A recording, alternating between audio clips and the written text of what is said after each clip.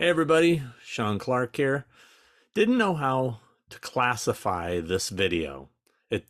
I was thinking it would fall into the Convention Days Revisited brand, but it wasn't a convention.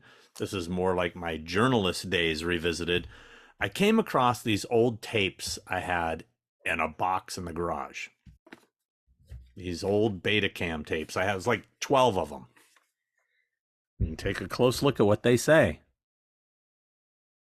From August 21st, 2007.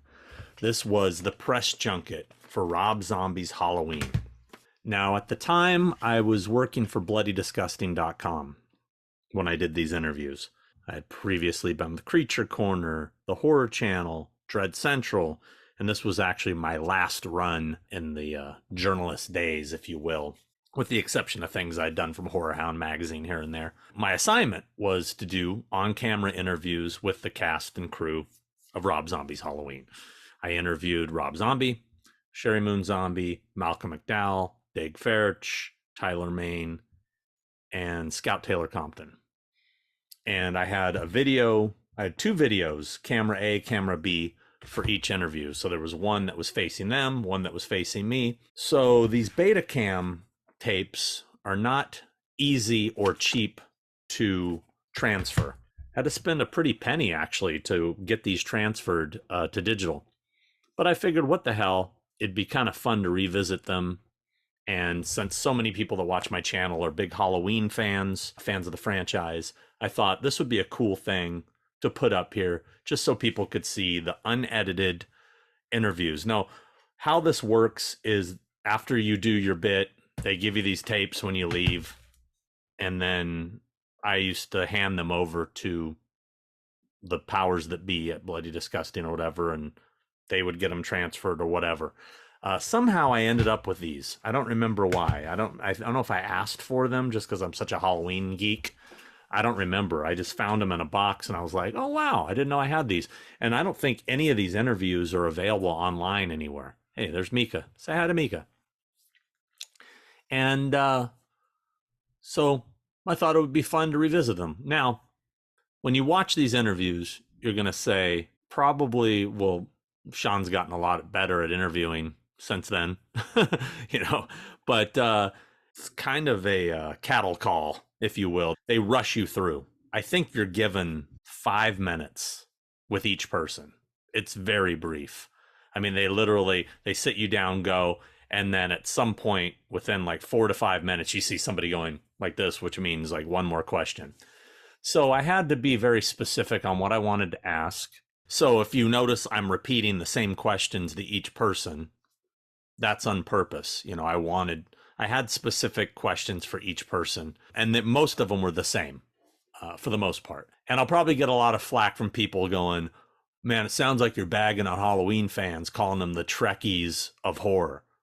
Well, they are. We are. I am. Halloween fans are the Trekkie equivalent of horror fan. I mean, which means it's not a negative. It just means they are the most obsessed, the most critical, the ones that like to piss and moan the most, to be honest with you, which, it's very true. We watch it happening right now with Halloween Ends. The Trekkies are out.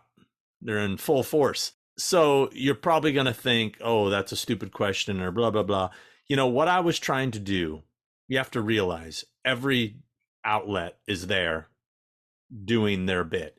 And you want to get something out of these people that isn't going to be the usual. So, hey, why did you decide to remake Halloween? Or what was it like to work with Malcolm McDowell? Or, just the basic general questions I tried to stay away from, because you want sound bites that are going to be unique and different.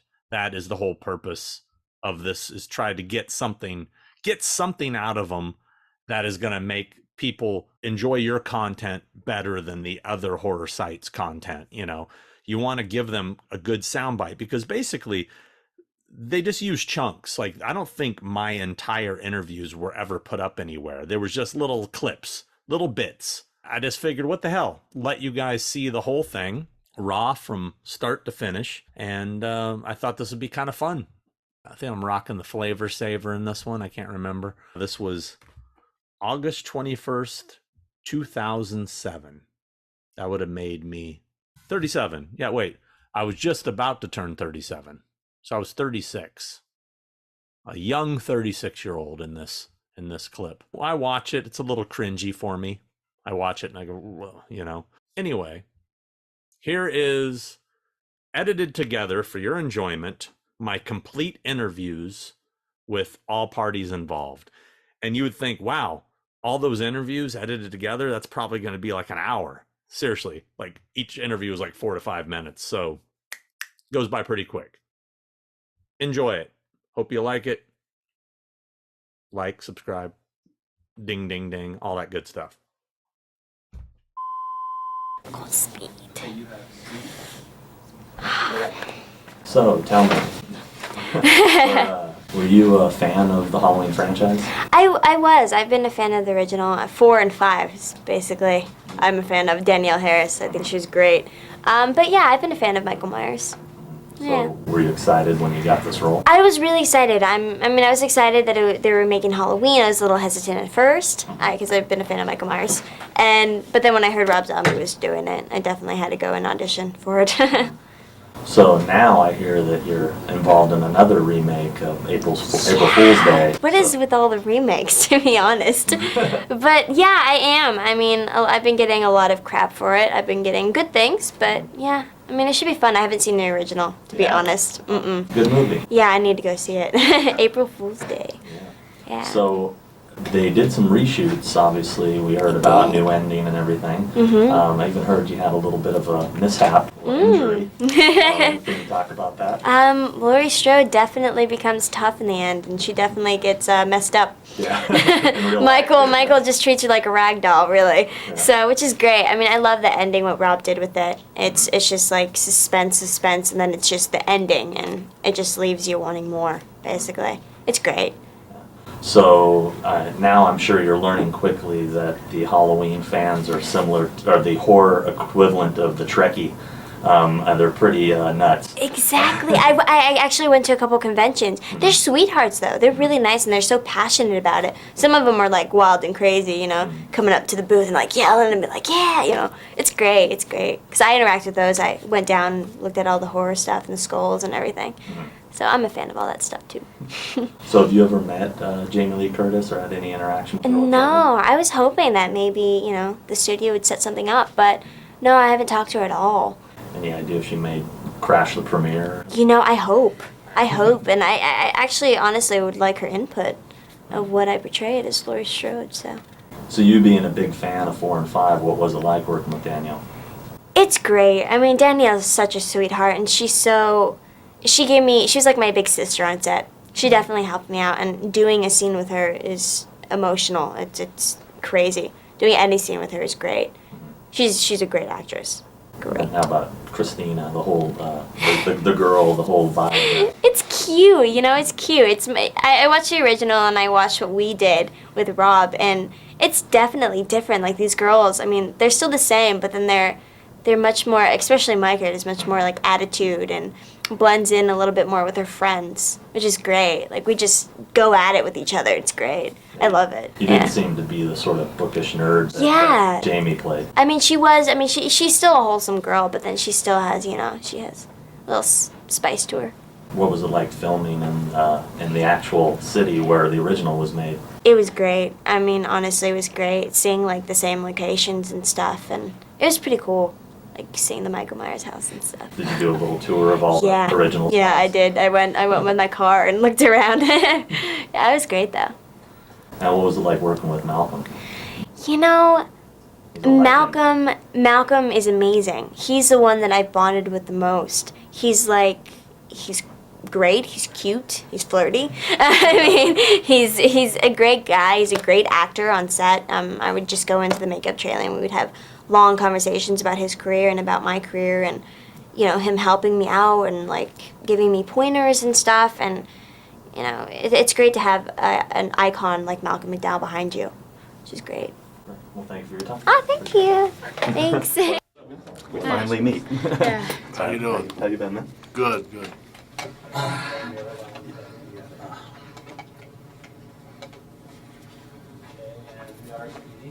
Okay. So tell me, how did you guys get involved in the project? Well, I was in Canada getting ready to talk to producers about another project, and the phone rang, and it was Rob Zombie on the other end saying, "Hey, I want you to be Michael Myers in Halloween." And when you hear that, you kind of say, "Okay, I guess I don't need to go to this other meeting." And how about yourself? Well, I submitted, and then I came to the audition, and I was surprised I didn't even have a callback, and I just got it. So, yeah, it was cool. So I'm sure you guys have quickly learned that the Halloween fans are sort of the Trekkie equivalent of the horror genre. What's it been Yeah. like dealing with them online and in person? It's fantastic. I mean, when I got involved with this project, I never expected it to be as big as it is. Yeah. But Halloween is definitely a franchise that people have gotten behind and know and love. And it was just a great experience bringing Michael Myers back to the big screen. How about you? What was the question again? Sorry. About what's it been like dealing with the fans? Well, I have my MySpace, and the fans are really cool. And then I don't really get many in public, but when I go to Fangoria and stuff, I really get a lot. You're prepared for it? You're prepared Yeah, for the I can't onslaught even that's gonna step. happen? So I'm sure you get tons of questions about the mask and the jumpsuit and all that. The one question I'm sure they all want to know is what happened to the masks? You know, did you get to keep one? Who has them? Where are they? I have one, Yeah, and I know Rob has some, and Wayne. Wayne has some, yeah. I have my clown mask and the clown costume. So what was it like working with Rob for both of you? I know you worked with him on Rejects before. Yeah. Yeah. It's a fantastic experience. I mean, he's so laid back. He knows what he wants. With him being an artist, he knows how to get it out of the artist. And it's just a fantastic experience working with the man. Yeah, he's really laid back. Like, he's open to ideas, but then again, he's not afraid to say that's a sucky idea. Yeah. So were you at all, or are you now a Kiss fan? You know, have them wear that shirt and listen to that music. I still don't know any songs from them. I might have heard them, but I don't know Kiss. Like, yeah, so I like their makeup. Yeah. Now, I don't believe you were involved in any of the reshoots, but No, you I were. wasn't. What did you feel about the added scenes and the changed ending? What were your feelings on that? Fantastic. And then after seeing it, I viewed the film about 2 weeks ago, and seeing the different ending is just unbelievable and intense. Yeah, it's fantastic. So are there any plans for you to be involved in the DVD commentaries? I'm sure they're going to have all the deleted scenes and different endings and all those sort of things. Have you heard Yeah. anything so far? Well, I mean, they're probably going to put a montage of different things together and see, Yeah. so, we'll see what they got planned. I'm sure they probably don't know what they have planned just yet. So. Yeah. Now, I had read that you went and checked out all the Halloween films. Did you happen to check any of them out? Or? I checked the original out, so yeah. But when I got it, I was like, Halloween, okay, is this like the first one or is it a remake? I didn't know what it was, and my Yeah. mom was like, this is Halloween. So yeah. Now, how do you think you shape up to the other shapes? Did you have a personal favorite of the other guys?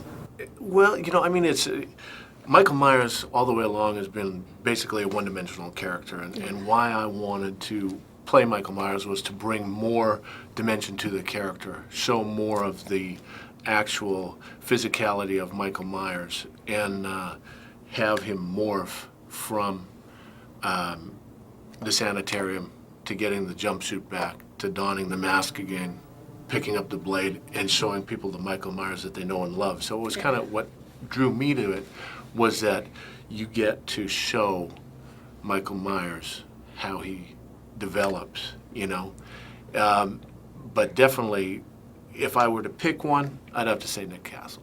Yeah, the man, the original. Thanks a lot, guys. All right. Thank you. Actually brought you guys something. Oh, Kind of inspired by that photo of you on your MySpace page with the hockey mask. Oh, I thought yeah. you might get a kick out of this, so I brought you one too. There's a t-shirt for you there. Oh, very cool. Oh, that's awesome. Thank you. Of course, I brought you one day. Oh, man, good luck with the That's film. funny. Thank you. Take care, care, man. man.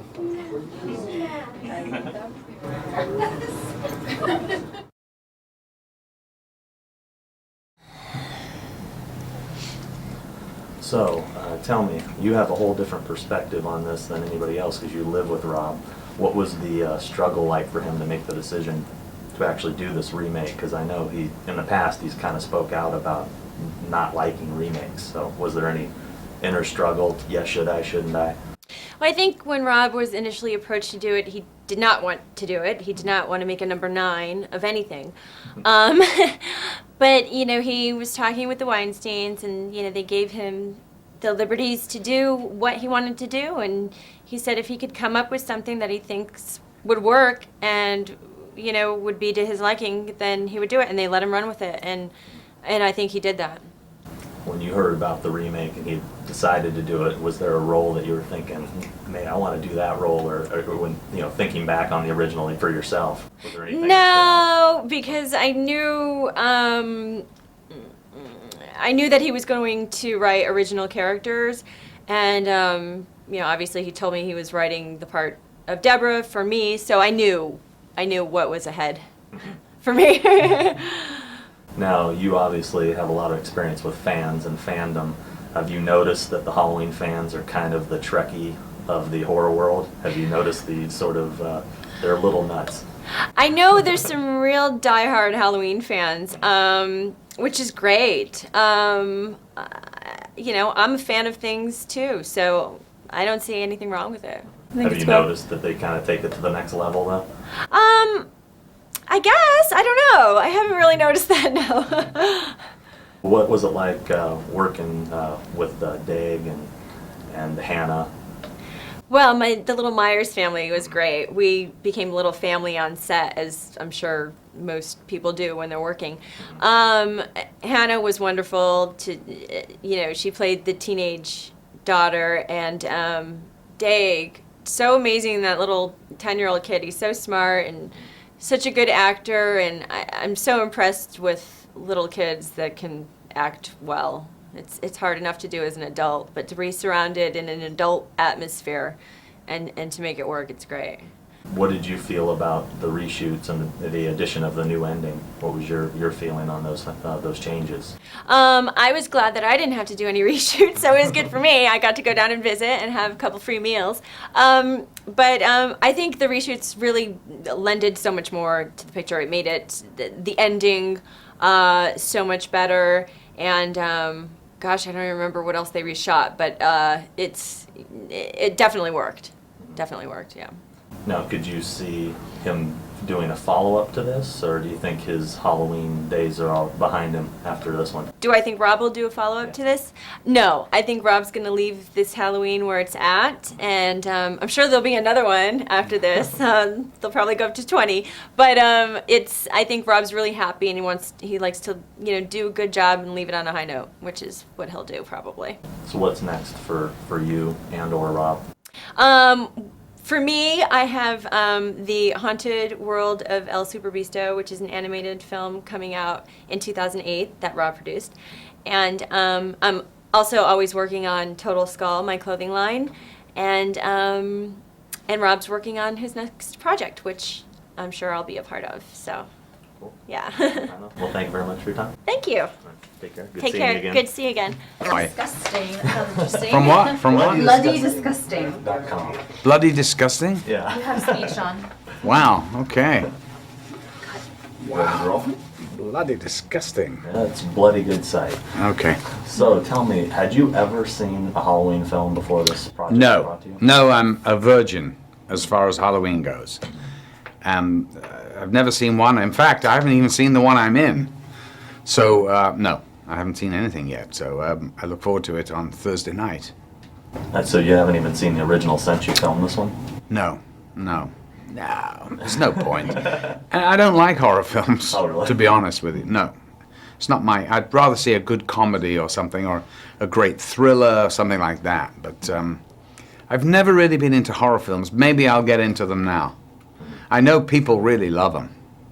Yeah, now I'm sure you've already experienced a little bit of the Halloween fandom. They are quite, they're nuts. Yeah, they're nuts. They're the Trekkies. They're of nicely horror. nuts. Yeah, they're the Trekkies of the horror. They really are. That's a very good way of describing it.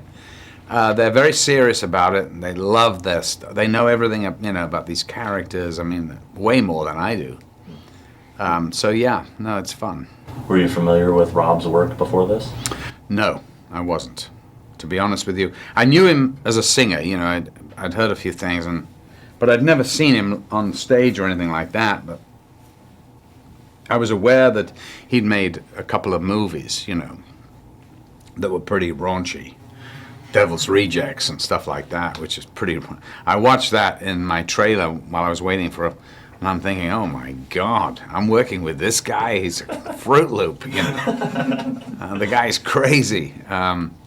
But no, he's Rob Zombie's a cool guy. He's a really good director. So. Now, how long did it take him to I'm sure he had to have shown you the Never Gonna Stop video, which pays tribute to Clockwork Orange. No, I've never he's seen never it. shown it to you? No. Maybe you didn't want to come off as a fanboy. I think that Rob has more class than that. Oh, by the way, have you seen my latest? He doesn't do any of that stuff. He's real cool about it. And I didn't even know that he'd done that, but it was my wife who said, oh yeah, he's the guy that, kind of ripped you off. Yeah, he basically played Alex in the video. Yeah, well, that's great. I love that. I think that's terrific, because that's appreciation of what you've done in the past and all that. That's great, and I'm very happy if people do that. I've seen it a lot. A lot of bands used to kind of do Alex rip-offs, and I'm very happy because I love the music. I love musicians and all that. So I think Clockwork Orange is a real musician's kind of movie somehow. I don't know why, but it is, and it's got some, of course, great music in it. Mostly Beethoven, but there's a lot of great music there. So, can you talk a little bit about the reshoot of the ending and the different direction? Obviously, we don't want to give away the new ending, but how did you feel about the change of the ending? I was resistant, but I'm paid to do it, so I have to do it. I wasn't that resistant. I hadn't seen it, so you have to trust the powers that be. And Rob, he seemed, I quite liked the ending before, but because it showed that there was a human side to Michael, and I liked that a lot. I liked the fact that, well, as nobody saw it, it's not even worth talking about, but, I think that the ending's good the way it is now. I think everyone's happy with it. They tweak movies all the time. They show them. Some guy, just had a bad row with his girlfriend, will mark on the card, didn't like it. And so that throws everybody in a panic. It's like, who's making these movies, I'm kind of old-fashioned that way. I just think if you have a vision, you do it. And right or wrong, that's the vision of the artist, But of course, it's a huge business, and Halloween is a huge franchise. So you're not going to get that kind of freedom, if you like. There's formulas that have to be followed. And I think Rob is a great artist, and I think within that format, he did as well as anybody could do to make an original movie. Well, hopefully we'll get to see it on DVD, the deleted scenes. Possibly, yeah, I hope so. Oh, yeah. So most of my performance is on the DVD, I think. All the funny stuff, All right, well, thank you very much. Pleasure. Okay. So, tell me, when I interviewed you, I don't know if you remember, for the Halloween 25 Years of Terror Yeah. documentary, I brought up remaking Halloween. You were totally against it. What I was remember. it that turned you?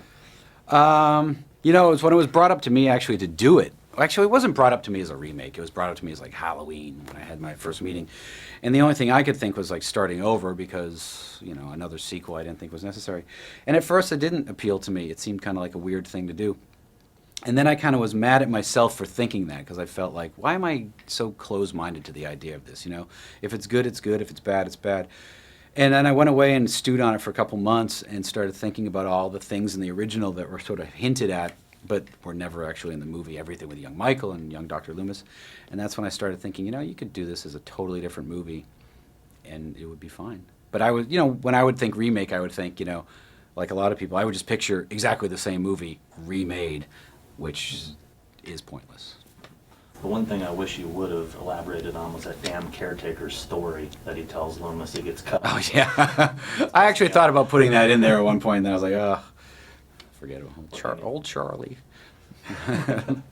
So what was it like coming up with the cast for this? Was Malcolm your first choice out the gate? Yeah, Malcolm was my first choice, because I remember about a year ago when this project first came up, and I would tell people, oh, this is something I might do. They'd be like, that's crazy, you can't do Halloween. Yeah, who could possibly replace Donald Pleasance? I go, well, I'm thinking of Malcolm McDowell. And everyone would go like, okay, I can see that. And that's when I could, he was just my first choice. I didn't really have another choice. So yeah, I've always loved Malcolm, and I just thought that he kind of would bring that same thing that Donald brought to the original. And I can't believe this. I asked Malcolm about it, and he says that you've never shown him the Never Gonna Stop video. Yeah, I meant to show him a couple times, and I could never remember. And it's just like, when you're on set, we're so busy with everything. It's something that like always gets mentioned like now, and next time I see him, I'll forget again. So I'm sure you've come to find that the Halloween fans are sort of the equivalent of the Trekkie and the horror. Yeah, that's pretty funny. That's a good way to put it. What's that been like to deal with? It's funny because it is like a funny thing that the Halloween fans are the secret legion, and that you never know where you're going to find them, because actually one of the guys in my band is one of those guys. Like he'd be like, oh yeah, I like Halloween, and then he'll start coming out and he's like slowly showing me his thorn tattoo, and he's like so obsessed with Halloween. I was like, oh, okay. It's just funny, and it's great. I mean, it's, obviously if something's been popular for 30 years, it's going to have hardcore fans. So. Which band member is that? Matt, our bass player. He's super obsessed. So there was some reshoots, there was some changes. Are we going to see all that stuff on the DVD? Yeah. I mean, Stuff? yeah. I mean, there's not too many changes. There was only one. I added a bunch of stuff, and one of the biggest things that kind of was my own fault was I restructured the timeline of the film too. So a lot of stuff I'd shot in the day, like I had at one point when when Dr. Loomis gets the phone call about Michael escaping, it was during the day, and then when I recut the film, I was like, now I need him to get that phone call at night. So I reshot stuff like that just to fix the timeline, and but everything else I tried to save as much as I could. But yeah, it'll all be on the DVD, not cut into the film, because that obviously wouldn't make sense, but as extras. And the same with the scenes that got cut, like the stuff with Ezra or Courtney Gaines or Adrian Barbeau. Yeah, everything will be there. I mean, some of them I might put back into the movie. I don't know. I might not. I want to go back and potentially do I'm never sure. There's always that that you might want to do a longer cut, but then you're like, is longer always better? Sometimes longer is just more boring. So you gotta weigh the options. Cool. Well, thank you very much. Oh, cool. Good to see you. Take it easy. Actually brought you something. I was talking to PJ Souls, and she said that you'd probably want one of these. So I brought